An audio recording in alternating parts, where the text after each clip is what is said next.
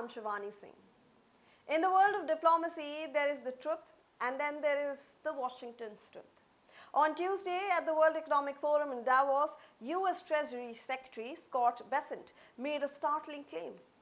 He said that India has geared down and stopped buying Russian oil. And the reason? A 25% punitive tariff slapped on by the Trump administration in August 2025. To hear Washington tell it, India has fallen in line. But if you look at the docks in Jamnagar or the leisures in New Delhi, the story isn't quite so black and white. We fact-check the $50 billion question. Has India truly dumped Russian crude, or is it just a clever bit of geopolitical accounting? So what exactly is the US Treasury Secretary actually saying? Speaking to Fox Business, Scott Bessent used India as a success story. He argued that the 25% tariff which the US imposed on any country purchasing Russian oil has successfully forced New Delhi to switch back to US or Middle Eastern crude. Now the narrative is simple. Trump's art of the deal worked. By making Russian oil 25% more expensive to trade with America, the US believes that it has shut off the tap. But here is the problem. Washington's stop might actually just be a pivot. When did this start?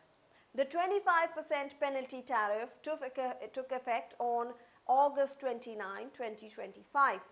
Now it was a secondary sanction designed to make India choose between cheap Russian oil and the access to US market, India's largest export destination.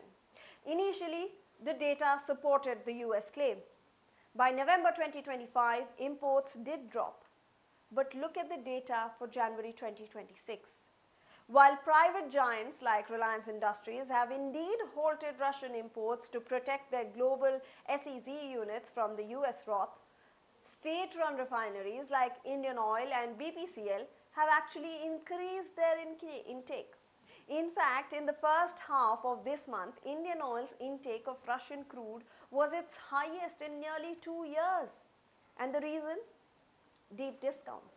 With the US threatening a massive 500% tariff under the proposed Sanctioning Russia Act of 2025, Russian suppliers have dropped their prices by $6 to $10 per barrel to keep the Indian market hooked. So how is India still buying if the US is watching? It's called the shadow pivot. Data from the first half of January shows that 43% of India's Russian oil now comes through 5 very little known traders.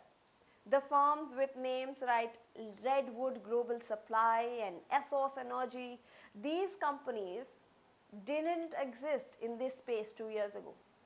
Now by shifting away from sanctioned giants like Rosneft and Lukoil and using these new middlemen, Indian refineries are maintaining a layer of plausible deniability. They aren't stopping, they're just rerouting. But don't mistake this for a total victory for New Delhi. The challenges ahead are immense. Senator Lindsey Graham's new bill, which has Trump's political blessing, seeks to raise that 25% tariff to a staggering 500%. Now, if that passes, shadow traders won't be enough. India is currently walking a razor's edge. What's the strategy? To buy enough Russian oil to keep domestic petrol prices low, around 90 to 100 rupees. But there is a risk. It risks losing the American market for Indian textile, IT services and pharmaceuticals. So did India really stop buying Russian oil? The answer is partially. The private sector has largely complied to stay in the US's good book, but the state sector is still hunting for a bargain. Washington is claiming a total victory to scare other buyers like China and Brazil, but in New Delhi, the policy remains unchanged. Energy security first. The tap hasn't been turned off.